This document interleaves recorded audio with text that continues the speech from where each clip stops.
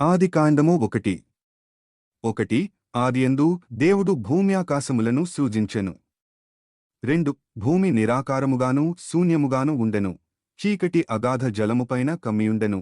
దేవుని ఆత్మ జలములపైన అల్లాడుచుండెను. 3 దేవుడు వెలుగు కమ్మని పలుకగా వెలుగు కలిగెను. 4 వెలుగు మంచిదైనట్టు దేవుడు చూచెను. దేవుడు వెలుగును చీకటిని వేరుపరచెను. 5 దేవుడు వెలుగునకు పగలనియు చీకటికి రాత్రి అనియు పేరు పెట్టెను. అస్తమయమును ఉదయమును కలుగగా ఒక దినమాయెను. 6 మరియు దేవుడు జలముల మధ్య నొక విశాలము కలిగి ఆ జలములను ఈ జలములను వేరుపరచును గాకని పలికెను. 7 దేవుడు ఆ విశాలము చేసి విశాలము క్రింది జలములను విశాలము మీది జలములను వేరుపరపగా ఆ ప్రకారమాయెను. 8 దేవుడు ఆ విశాలమునకు ఆకాశమని పేరు పెట్టెను. అస్తమయమును ఉదయమును కలుగగా రెండవ దినమాయెను. 9 దేవుడు ఆకాశము క్రిందనున్న జలములొకచోటనే కూర్చబడి ఆరిన నేల కనబడును గాకని పలుకగా ఆ ప్రకారమాయెను. 10 దేవుడు ఆరిన నేలకు భూమి అని పేరు పెట్టెను. జలరాశికి ఆయన సముద్రములని పేరు పెట్టెను. అది మంచిదని దేవుడు చూచెను.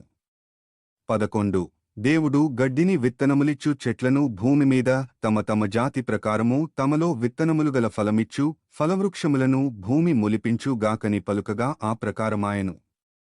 12 భూమి గడ్డిని తమ తమ జాతి ప్రకారము విత్తనములిచ్చు చెట్లను తమ తమ జాతి ప్రకారము తమలో విత్తనములుగల ఫలవృక్షములను మొలిపింపగా అది మంచిదని దేవుడు చూచెను. 13 అస్తమయమును ఉదయమును కలుగగా మూడవ దినమాయెను. 14 దేవుడు పగటిని రాత్రిని వేరుపరచునట్లు ఆకాశ విశాలమందు జ్యోతులు కలుగునుగాకనియు అవి సూచనలను కాలములను దినసంవత్సరములను సూచించుటకై యుండుగాకనియు. 15 భూమిమీద వెలుగిచ్చుటకు అవి ఆకాశ విశాలమందు జ్యోతులై యుండుగాకనియు పలికెను. ఆ ప్రకారమాయెను. 16 దేవుడు ఆ రెండు గొప్ప జ్యోతులను అనగా పగటిని ఏలుటకు పెద్ద జ్యోతిని రాత్రిని ఏలుటకు చిన్న జ్యోతిని నక్షత్రములను చేసెను. 17 భూమిమీద వెలుగిచ్చుటకును.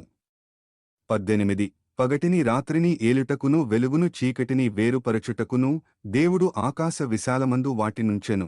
అది మంచిదని దేవుడు చూచెను. 19 అస్తమయమును ఉదయమును కలుగగా నాలుగవ దినమాయెను.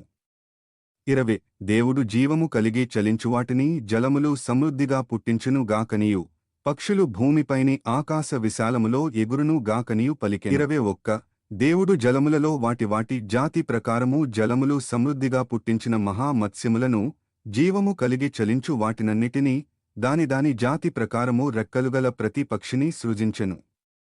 అది మంచిదని దేవుడు చూచెను.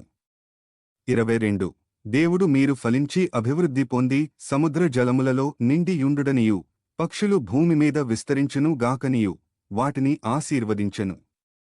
23 అస్తమయమును ఉదయమును కలుగగా ఐదవ దినమాయెను. 24 దేవుడు వాటి జాతి ప్రకారము జీవముగల వాటిని అనగా వాటి జాతి ప్రకారము పశువులను పురుగులను అడవి జంతువులను భూమి పుట్టించుగాకని పలికెను. ఆ ప్రకారమాయెను. 25 దేవుడు ఆయా జాతుల ప్రకారము అడవి జంతువులను ఆయా జాతుల ప్రకారము పశువులను ఆయా జాతుల ప్రకారము నేలను ప్రాకు ప్రతి పురుగును చేసెను. అది మంచిదని దేవుడు చూచెను.